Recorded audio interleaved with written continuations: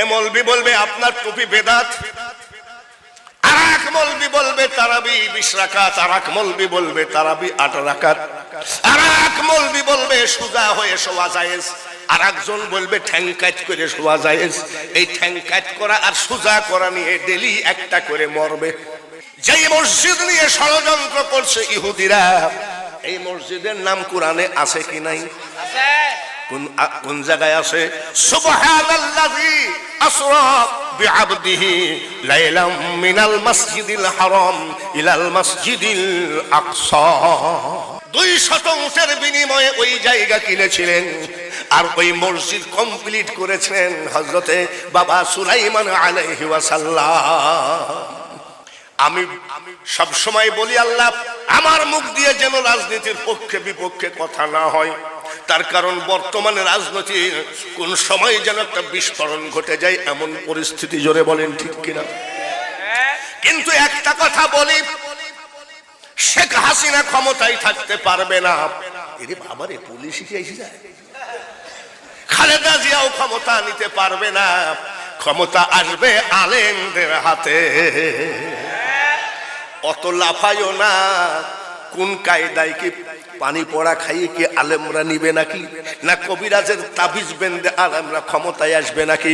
এই মুহূর্তে যদি সমস্ত পীরের দল, সমস্ত ইসলামিক দলগুলো এক হয়ে যায়, বিশ্বাস করেন কালকে সব দল হুজুরদের কাছে যাই বলবে, গুরু আমারে কি রাখবেন করে চরণ দাসী। বলবে আমাকে চরণ দাসী করে রাখেন। কিন্তু দুঃখের ব্যাপার, চাটমোহর পুলিশে পুলিশে মিল দেখা যায়।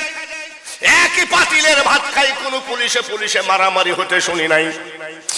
একই গ্রামের এক ঘরের ভিতরে পুলিশরা ঘুমায়, কোনোদিন পুলিশে পুলিশে মারামারি হয় নাই। একটা ফাঁড়িতে 20 জন পুলিশ থাকে, কোনোদিন পুলিশে পুলিশে মারামারি হয় না। হতে দেখছেন নাকি? হতে শুনছেন নাকি? কিন্তু ভাইরা, একটা ঘরের ভিতরে যদি 20টা আলেম জায়গা দাও, প্রতিদিন একটা করে কাফন দেওয়া লাগবে, তাতে কোনো সন্দেহ না। এ মৌলবি বলবে আপনার টুপি বেদাত, আর এক মৌলবি বলবে তারাবি 20 রাকাত, আর এক মৌলবি বলবে তারাবি 8 রাকাত, আর এক মৌলবি বলবে সোজা হয়ে শোয়া জায়েজ, আর একজন বলবে ঠ্যাং কাট করে শোয়া জায়েজ। এই ঠ্যাং কাট করা আর সোজা করা নিয়ে ডেলি একটা করে মরবে। স্টেজে হাতা গুছায় মানুষকে উগ্র বানায় দিলে কোনোদিন দখল করা যাবে না। আসুন আসুন, আল্লাহ তাআলা বলছেন ওয়াতাসিমু বিহাবলিল্লাহি জামিআন ওয়ালা তাফাররাকু। নামাজের দাওয়াত দিচ্ছি, রোজার দাওয়াত দিচ্ছি, কিন্তু সবাইকে এক হতে হবে। এটাও তো আল্লাহর কথা। জোরে বলেন ঠিক কিনা? আটরশিকে ঘৃণা করব কেন? তারাও তো মুসলমান। চলে আসো, চরমোনাই চলে আসো, জামাত ইসলাম চলে আসো, ঠিক কিনা? তারপরে ফুরফুরা চলে আসো। হিংসা নিন্দা বাদ দিই। আমরা আগে দেশকে সুন্দর করি, তারপরে কার পাশ করি, কার লম্বা টুপি, কার গোল টুপি, কার মাথায় বাবরি চুল আর কার মাথায় চুল নাই, এগুলো আমরা সংসদে বসে ফাইনাল করব। আর ফাইনালের আগেই যদি চুল নিয়ে টুপি নিয়ে দলাদলি করো, মায়ের খায়ে মরবা বাবা, জীবনে কোনোদিন গদির মুখ দেখতে পারবা না। ফিলিস্তিনে যুদ্ধ বেঁধে গেল। ইন্টারনেটে দেখি ইরান বলতেছে আগামীকাল একবারে শেষ করব। তুরস্ক বলছে যুদ্ধ পাঠিয়ে দিলাম, যুদ্ধের সেনাবাহিনী। কিন্তু সব চিটারি কথা।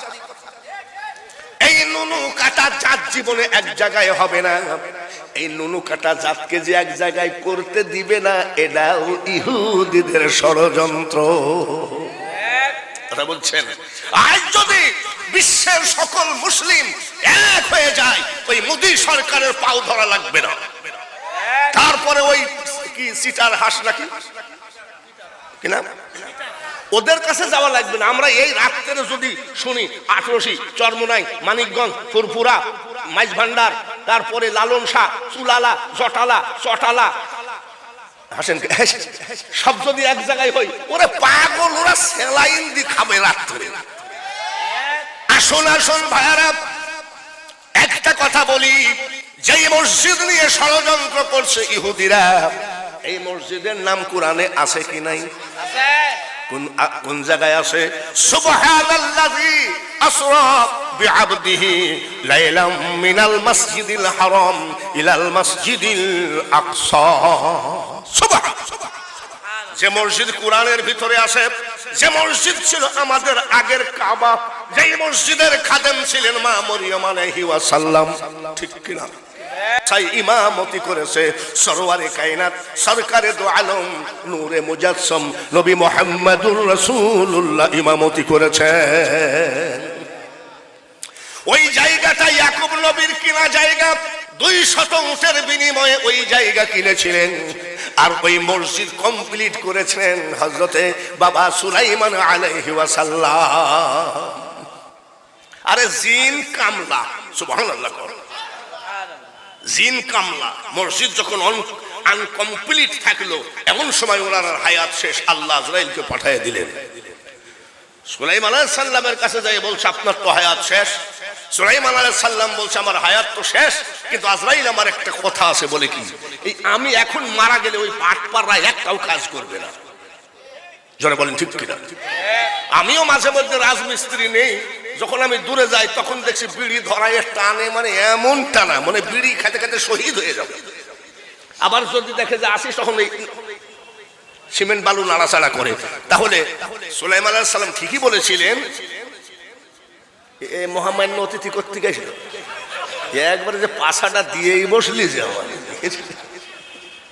তো সুলাইমান আলাইহিস সালাম আজরাইলকে বলছেন, আজরাইল শোনো, বলে কি আমি মারা যাই, আমার টাইম নাই, যখন আমাকে নিয়ে যাও, কিন্তু এমন কায়দায় রাখবা যেন